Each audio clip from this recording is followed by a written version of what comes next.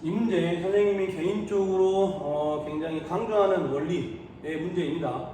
어떤 거냐면 일단 2차 함수 y는 x의 제곱하고 직선 y는 mx 더하기 k가 서로 다른 두 교점 pq, 즉 두 그래프가 지금 만나고 있는 문제죠.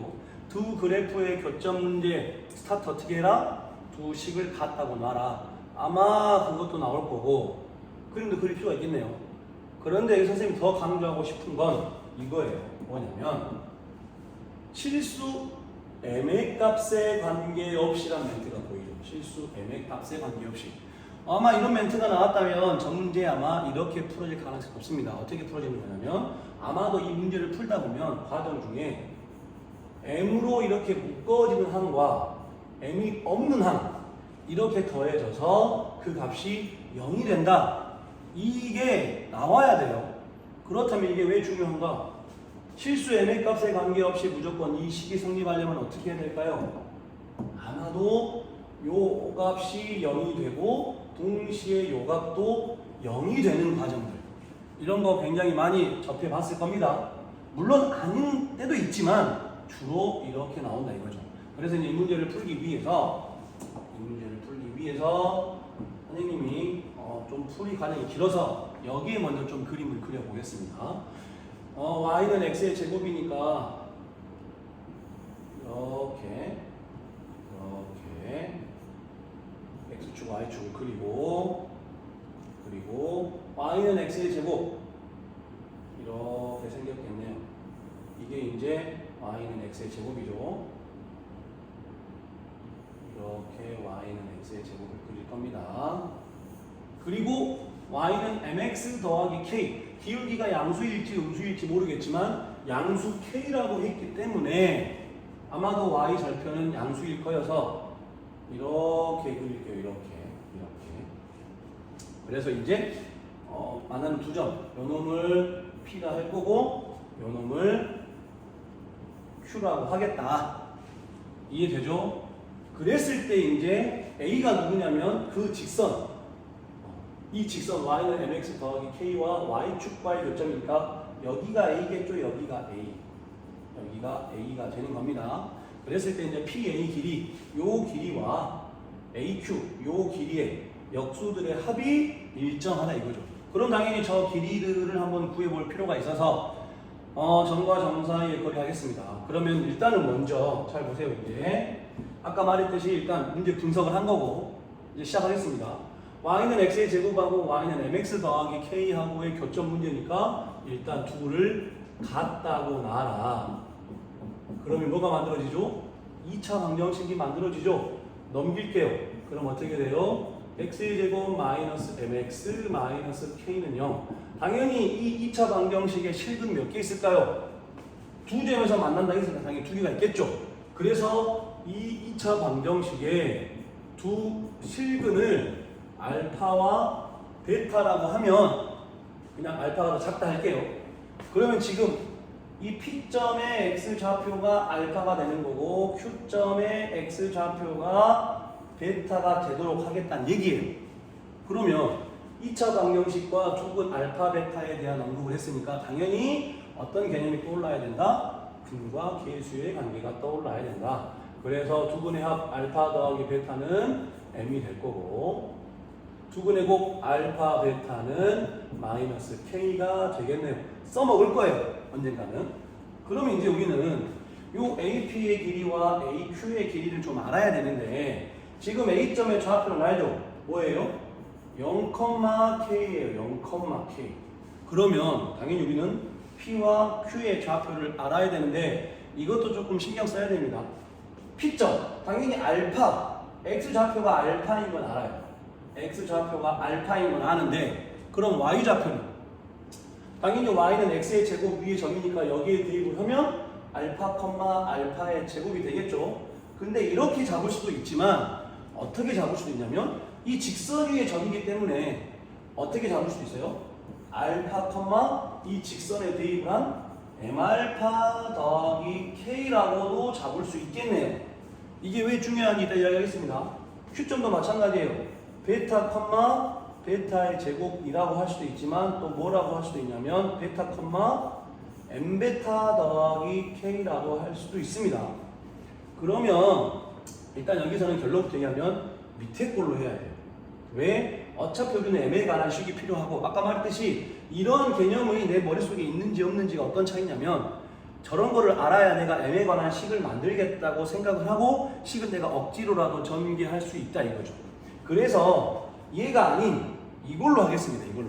그러면 PA의 길이가 어떻게 되죠? PA의 길이가 P 점 알파, M알파 더하기 K와 0, K 사이의 거리니까 X에서 X를 뺀 알파의 제곱 더하기 Y에서 Y를 빼보면 또 이렇게 하면 뭐가 장점이냐면 K가 소거가 돼요.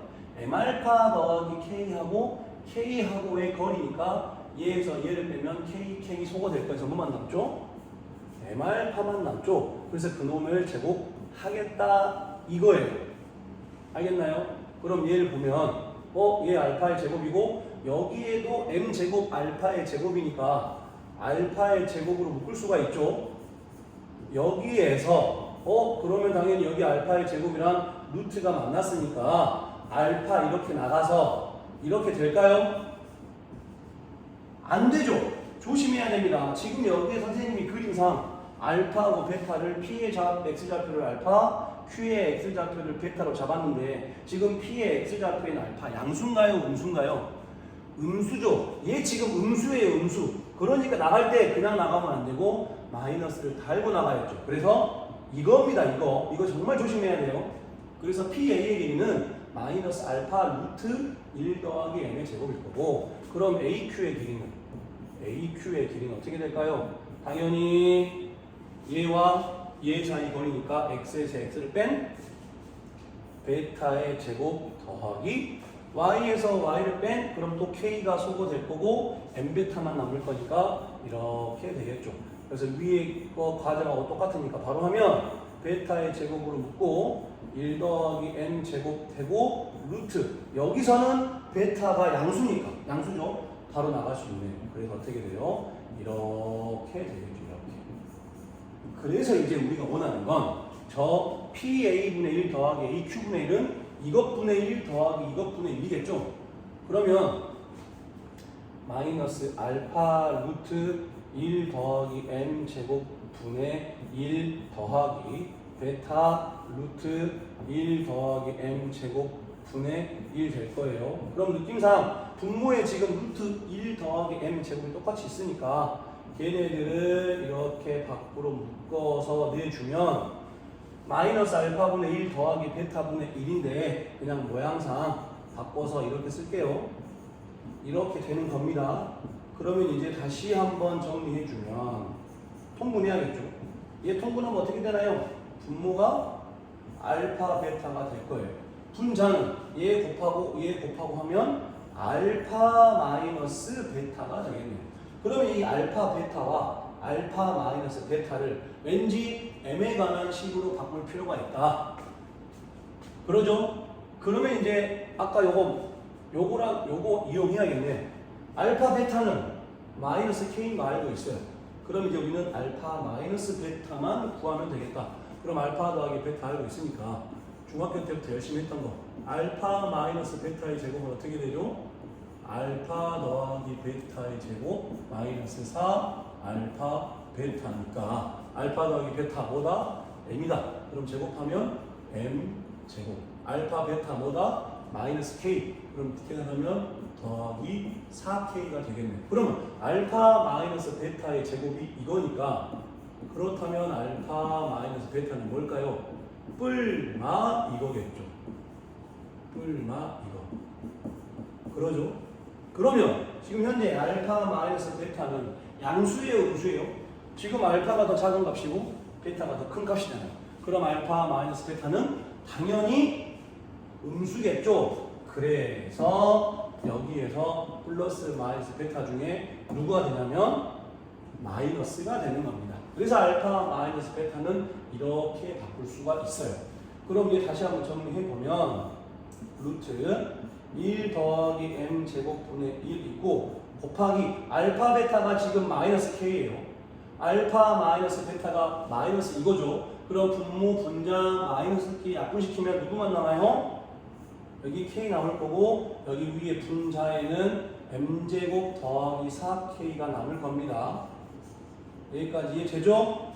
그래서 결론은 좀 가격이 좀 지저분하게 복잡해지긴 했는데 우리가 원하는 저 PA분의 1 더하기 AQ분의 1이 어떻게 정리가 되는 거냐면 K 루트 1 더하기 M제곱 분의 루트 M제곱 더하기 4K 이렇게 지금 남았어요. 이렇게 지금 이 값이 어떻게 되도록 일정하도록 그랬어요. 일정하도록 저 값이 일정해야 돼요. 그러니까 일정하다는 얘기는 어떤 값이 있다는 얘기겠죠. 그러니까 그 값을 선생님이 P라고 두겠습니다. 뭔지 모르겠지만 일정한 값 P라고 둘게요. 길어 말하는 거지만 이 모양 언젠가 나와야 돼요. 이제 나올 겁니다. 그러면 얘를 P라고 뒀을 때 이제 어떻게 하면 될까요? 지금 식이 좀 공간이 부족하니까 좀 지울게요. 이거 지울까요? 이거 지우겠습니다. 그럼 이제 우리가 원하는 식 요게 P가 된다 했습니까? 요놈 올려서 곱하면 어떻게 될까요? 루트 M제곱 더하기 4K는 P 곱하기 K 루트 1 더하기 M제곱 되겠죠? 누가 봐도 양쪽에 루트 있으니까 양변 제곱하죠. 제곱하면 어떻게 되나요? M제곱 더하기 4K는 제곱하면 P제곱 K의 제곱 1 더하기 M제곱 될 거예요. 그래도 칸이 없네요. 이거 지우겠습니다. 정리한 거였으니까. 그러면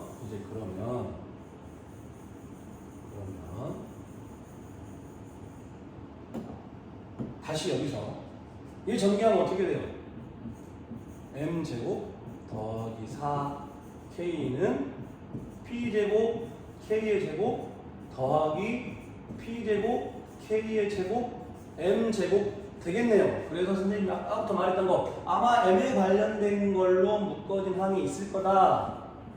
여기 지금 M제곱 있고 여기도 M제곱이 있죠. 그래서 얘 둘을 이렇게 싹 다 오른쪽으로 이항하면 얘랑 계산해서 어떻게 되나요? M제곱으로 묶어보면 P의 제곱 K의 제곱 마이너스 얘 넘어와서 묶어지니까 이렇게 묶어지겠죠. 더하기 요놈 남아있고 요거 넘어오면 마이너스 4K 되겠네요. 그것이 얼마가 돼야 된다? 0이 돼야 된다. 그래서 선생님이 아까부터 강조했던 저 모양 나왔네요. 물론 M제곱이긴 하지만 M이랑 묶어진 항이 있고 M이 없는 항이 있잖아요. 그래서 실수 M의 값에 관계없이 무조건 이 값이 0 되려면 어째야 된다? 요게 0이 됨과 동시에 요것도 0이 돼야 된다. 이 원리. 그럼 이게 0이라는 얘기는 P의 제곱, K의 제곱이 얼마라는 얘기인가요? P의 제곱, K의 제곱이 1이라는 얘기죠.